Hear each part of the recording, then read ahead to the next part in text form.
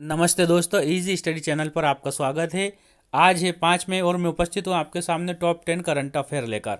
उससे पहले आपसे एक निवेदन, यदि अभी तक आपने चैनल को सब्सक्राइब नहीं किया सब्सक्राइब कर ले और बेल आइकन को प्रेस कर दे। सारे प्रश्न महत्वपूर्ण हैं, इसलिए कृपया वीडियो को अंत तक देखें, बीच में ना छोड़े।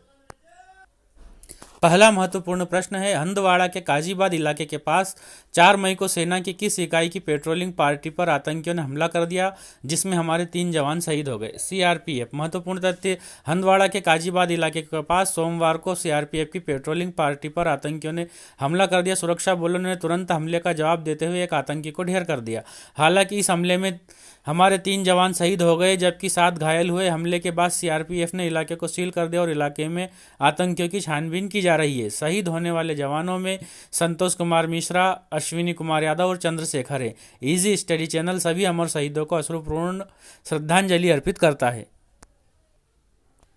देश में अफ्रीकन स्वाइन फ्लू का पहला मामला कहां सामने आया है?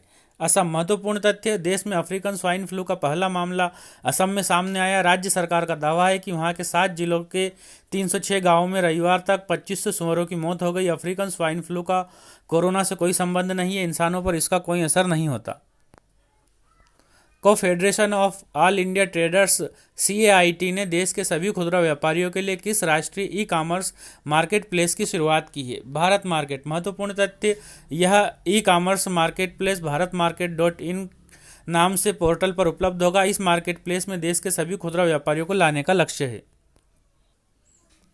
जम्मू कश्मीर के 3 फोटोग्राफर यासिन डार, मुख्तार खान और चन्नी आनंद को कश्मीर कवरेज के लिए पत्रकारिता का कौन सा प्रतिष्ठित फीचर फोटोग्राफी अवार्ड दिया गया?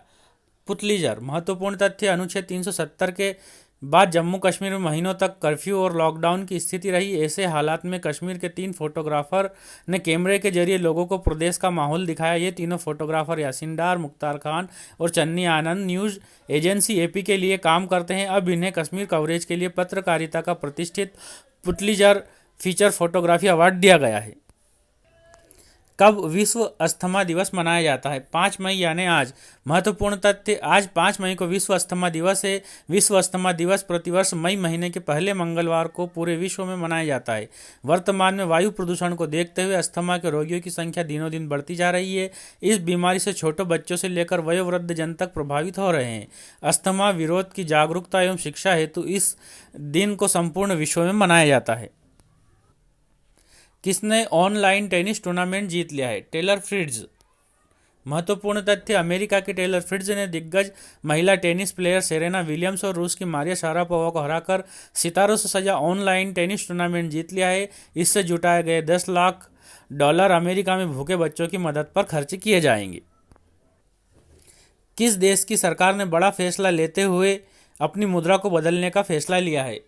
ईरान। महत्वपूर्ण तथ्य, ईरान सरकार ने बड़ा फैसला लेते हुए अपनी मुद्रा को ही बदलने का फैसला लिया। अब तक ईरान की मुद्रा रियाल थी, जिसे अब बदलकर तोमान कर दिया गया है। अब 10,000 रियाल के बराबर एक तोमान होगा। अमेरिकी प्रतिबंधों के चलते मुद्रा में बड़ी गिरावट को रोकने के लिए ईरान ने यह बड़ा फैसला लिया है।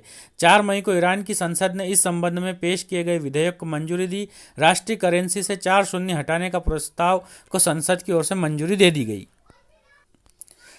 केंद्र सरकार विदेश में फंसे भारतीयों की वापसी की प्रक्रिया कब से शुरू करेगी? 7 मई। महत्वपूर्ण तथ्य, केंद्र सरकार विदेश में फंसे भारतीयों की वापसी की प्रक्रिया 7 मई से शुरू करेगी। इस ऑपरेशन में वायुसेना के एयरक्राफ्ट के अलावा नौसेना के जहाज भी शामिल होंगे। इन लोगों को कई चरणों में भारत लाया जाएगा और सरकार उनसे किराया भी वसूलेगी।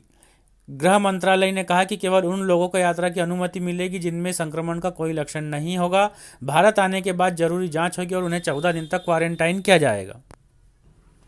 वैश्विक स्तर पर लगभग किसी भी चीज की तुलना में किससे ज्यादा लोग मर रहे हैं? कोविड-19। महत्वपूर्ण तथ्य, रिसर्च में पता चला है कि वैश्विक स्तर पर लगभग किसी भी चीज की तुलना में कोरोना से ही सबसे ज्यादा लोग मर रहे हैं। Global burden of disease study के अनुसार हर हफ्ते डायबिटीज से 20,000, सड़क दुर्घटनाओं में 25,000, फेफड़े और श्वसन नली के कैंसर से 36,000, लोअर रेस्पिरेटरी इन्फेक्शन जैसे निमोनिया, ब्रोंकाइटिस से 49,000 औसत मौतें होती हैं। लेकिन अप्रैल के एक हफ्ते में कोरोना वायरस से दुनिया भर में 50,000 से अधिक लोगों ने की मौत हो गई। Global burden disease study report हर साल 195 देशों और 282 बीमारियों के आंकड़ों को शामिल करके तैयार की जाती है।